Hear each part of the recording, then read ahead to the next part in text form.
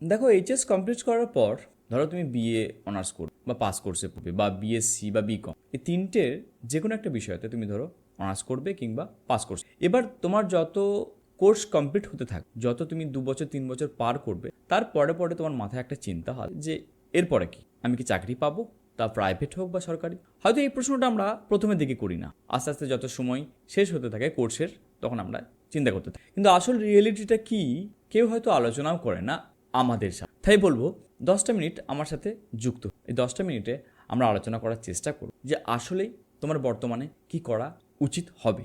দেখো, বর্তমান সময়টা 2006 নয়, 2016ও নয়, এখন চলছে 2026। আজকের দিনে মার্কেট বদলে গেছে। আর্টিফিশিয়াল ইন্টেলিজেন্স, এআই এর প্রয়োগ বেড়েছে, গিগ ইকোনমির কনসেপ্ট এসে গেছে, রিমোট ওয়ার্ক কনসেপ্ট এসে গেছে, যেগুলো হয়তো আজ থেকে 7-8 বছর এক্সিস্টই করতো না।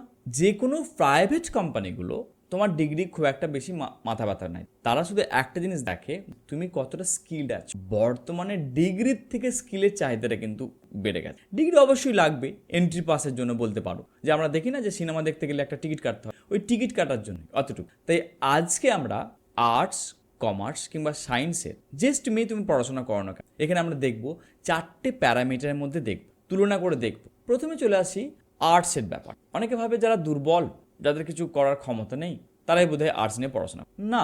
2026 সালে জব মার্কেটে হিউম্যানিটিজের বিষয়ের ডিমান্ড কিন্তু অনেক বেড়েছে। আর্টিফিশিয়াল ইন্টেলিজেন্স কখনোই মানুষের আবেগকে পড়তে পারে না, কখনোই সাইকোলজি আর ক্রিয়েটিভিটিকে নকল করতে পারে না, আর এখানেই লাগে আর্টসের স্টুডেন্ট। তাই তুমি যদি বিএ ইংলিশ লিটারেচার বলো, সাইকোলজি নিয়ে পড়াশোনা করো বা মাস কমিউনিকেশন নিয়ে পড়াশোনা করো, অবশ্যই তোমার সামনে বড় সুযোগ ওয়েট করছে। বর্তমানে আর্টস নিয়ে পড়াশোনা করেও তুমি কর্পোরেট যে স্কোপগুলো পাবে, বা বলতে পারি আমরা যে কর্পোরেট ওয়ার্ল্ডে যে চাকরি পাওয়া যায়, কন্টেন্ট স্ট্র্যাটেজি, ডিজিটাল মার্কেটিং, এইচআরের জব, সাইকোলজিক্যাল কাউন্সেলিং এবং গ্রাফিক্স ডিজাইন ইত্যাদি কর্পোরেটের জব পাওয়া যায়। তবে অবশ্যই কিন্তু শুধু ডিগ্রি নিয়ে থাকলে চলবে না, তার মানে ডিগ্রির পাশাপাশি এই স্কিলগুলো তোমাকে রপ্ত করবে। এবার আমরা যদি সরকারি চাকরির দিকে যদি তাকাই, তাহলে কি অপশন আছে তোমার কাছে? অবশ্যই বড় বড় যে এক্সাম আছে, ইউপিএসসি, ডাব্লিউবিসিএস বা যে কোনো সরকারি যে চাকরিগুলো আছে, তোমরা বিএ কমপ্লিট করার পর বসতে পারো। এবার আসি যে স্যালারি কেমন কি পেতে পারো। 15,000 থেকে 20,000 টাকা প্রতি মাসে আয় করতে পারবে। এবং তুমি যদি কোনো সরকারি চাকরি পেয়ে যাও, অবশ্যই তার স্যালারি এখন বর্তমানে 35,000 প্লাস মতন স্টার্টিং স্যালারি পাবে। এবং পরে পরে তোমার অভিজ্ঞতা যেখানেই বাড়ুক, তা সরকারি প্রতিষ্ঠানই হোক বা তোমার বেসরকারি প্রতিষ্ঠান, অভিজ্ঞতা অনুযায়ী তোমার স্যালারি বাড়তে থাকবে। এবার কথা বলা যাক বিএসসি নিয়ে। ট্র্যাডিশনাল যে ফিজিক্স, কেমিস্ট্রি, বায়োলজি এই কোর্সের পাশাপাশি বর্তমানে 2026 সালে সবচেয়ে যে ধামাকা কোর্সের কথা বলবো, যেটা তোমরা একবার লক্ষ্য দিতে পারো, BSc in computer science, BSc in data science, BSc in information technology ইত্যাদি। ইন্ডিয়ার রিপোর্ট অনুযায়ী 2026 সালে পরিষ্কারভাবে তারা বলছে যে কম্পিউটার সায়েন্স আর আইটি ব্যাকগ্রাউন্ডের স্টুডেন্টদের চাকরির যোগ্যতা কিন্তু 80% বৃদ্ধি। বিএসসি স্টুডেন্টরা কর্পোরেট জগতে যে চাকরির সুযোগ পায়, কোডিংয়ের সুযোগ, ডেটা অ্যানালিস্টের কাজ করার সুযোগ, ক্লাউড কম্পিউটিং বা সাইবার সিকিউরিটির মতন কাজ করার সুযোগ, এতে কিন্তু লাখ লাখ টাকার প্যাকেজ পাওয়া যায়। এছাড়াও ফার্মাসিউটিক্যাল ইন্ডাস্ট্রিতে বা ল্যাব রিসার্চ, এডুকেশন ফিল্ডে তো ভালো ডিমান্ড আছে এখন। তোমরা যদি সায়েন্সের ম্যাথ স্ট্রং থাকে, তাহলে অবশ্যই তুমি এসএসসি, সিজিএল, ব্যাংকিং বা রেলওয়ে যে এক্সামগুলো হয় তোমরা দিতে। বিএসসি কমপ্লিট করা যে কোনো ফ্রেশার স্টুডেন্ট বছরে 3 লাখ থেকে 5 লাখ আয় করতে। তবে হ্যাঁ, শুধু যে থিওরি নলেজ নিলে চলবে না, অবশ্যই প্র্যাকটিক্যাল নলেজ, প্র্যাকটিক্যাল ওরিয়েন্টেড যে কোনো কোর্স লাগবে। সবশেষে আসি ফিনান্সিয়াল ইঞ্জিন সম্বন্ধে, অর্থাৎ বিকম বা ব্যাচেলর অফ কমার্স। আমি যদি তোমাকে 2026 সালে সবচেয়ে ইন্টারেস্টিং ডেটা দিই, এবার এই কমার্স করার স্টুডেন্টদের চাকরি পাওয়ার রেট অনেক বেড়েছে, 62%। কেন তা জানা আছে? তার অন্যতম কারণ ফিনটেক কোম্পানিগুলো বা ব্যাংকিং সেক্টর।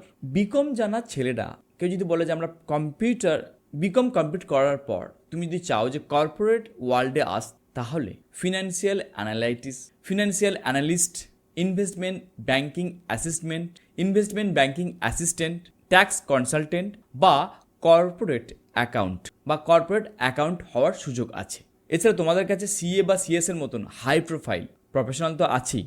সরকারি চাকরির ক্ষেত্রে ব্যাংকিং, বিশেষ করে আরবিআই, SBI পিও বা ক্লার্ক পোস্টে তোমাদের জন্য পারফেক্ট ম্যাচ হবে। বিকম কমপ্লিট করার পর তোমাদের স্টার্টিং স্যালারি প্রতি বছর 2 থেকে 4 লাখ টাকা আয় করতে পারবে। তাহলে এখন বিষয়টা হচ্ছে যে ডিগ্রি তোমরা যে স্ট্রিমে নাও না কেন, অবশ্যই সেটা এন্ট্রি পাস বলতে পারো, তার সাথে তোমাকে স্কিল ওরিয়েন্ট কর্পোরেট জগতে স্কোপ তৈরি করতে গেলে তোমাকে এক্সট্রা স্কিল কিন্তু অ্যাডেড করতেই হবে।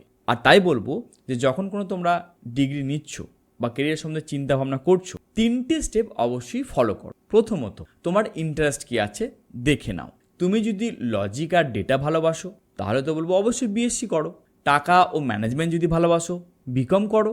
আর যদি ক্রিয়েটিভিটি ভালোবাসো, হিউম্যান বিহেভিয়ার ভালো লাগে, তাহলে অবশ্যই বিএ পড়াশোনা করো। সাইড স্কিল সম্বন্ধে আপডেটেড হও। আগামী 4 বছরে শুধু কলেজের ভরসায় থেকো না, সঙ্গে এআই টুলসের ব্যবহার জানো, এক্সেল জানো, কোডিং জানো, পাবলিক স্পিকিংয়ের মতন স্কিল জানো। অনেক ছোট ছোট অনলাইন কোর্স হয় যেগুলো ফ্রিতে শেখানো হয়, এই কোর্সগুলো থেকে নিজেকে আপডেট কর। আর 3 নম্বর স্টেপ, ইন্টার্নশিপ করার সুযোগ তৈরি কর। কলেজের প্রথম বছর থেকে যে কোনো ছোট বড় প্রজেক্টে ইন্টার্নশিপ করার চেষ্টা কর, কারণ রিয়েল ওয়ার্ল্ড এক্সপিরিয়েন্স তোমাকে ইন্টারভিউতে জিতিয়ে দেয়। ইন্টারভিউতে জেতাবে। তো বন্ধুরা, কেমন লাগলো ভিডিওটা অবশ্যই কমেন্ট করে জানিও। এরকমই কেরিয়ার রিলেটেড ভিডিও পাওয়ার জন্য আমার চ্যানেলটি সাবস্ক্রাইব করো। পরের ভিডিওতে আবার দেখা হবে। Thank you very much.